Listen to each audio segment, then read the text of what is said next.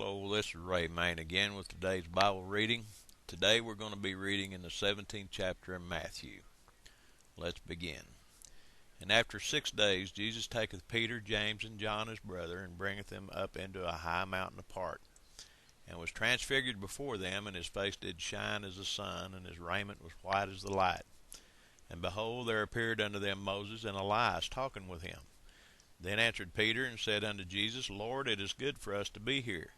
If thou wilt, let us make here 3 tabernacles, one for thee, one for Moses, and one for Elias.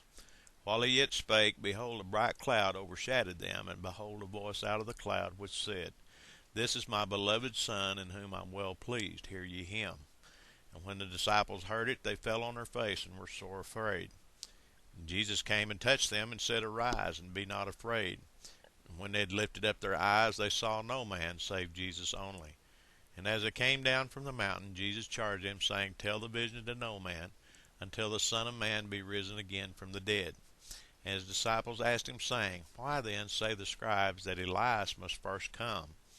And Jesus answered and said unto them, Elias truly shall first come, and restore all things. But I say unto you that Elias is come already, and they knew him not, but have done unto him whatsoever they listed. Likewise shall also the Son of Man suffer of them.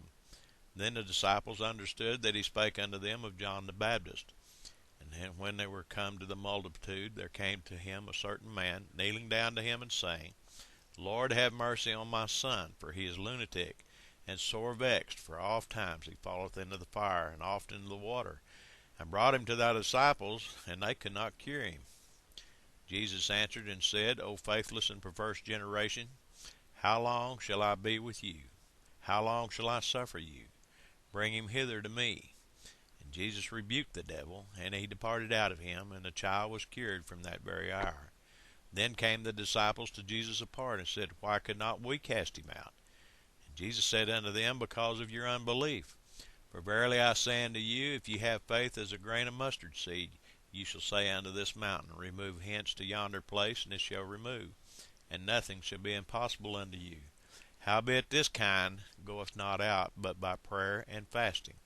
And while they abode in Galilee, Jesus said unto them, The Son of Man shall be betrayed into the hands of men, and they shall kill him, and the 3rd day he shall be raised again. And they were exceeding sorry. And when they were come to Capernaum, they that received tribute money came to Peter and said, Doth not your master pay tribute? He saith, Yes. And when he was come into the house, Jesus prevented him, saying, What thinkest thou, Simon? Of whom do the kings of the earth take custom or tribute? Of their own children, or of strangers? Peter saith unto them, Of strangers. Jesus saith unto him, Then are the children free. Notwithstanding, lest we should offend them, go thou to the sea, cast a hook, and take up the fish that first cometh up. And when thou hast opened his mouth, thou shalt find a piece of money. That take, and give unto them for me and thee.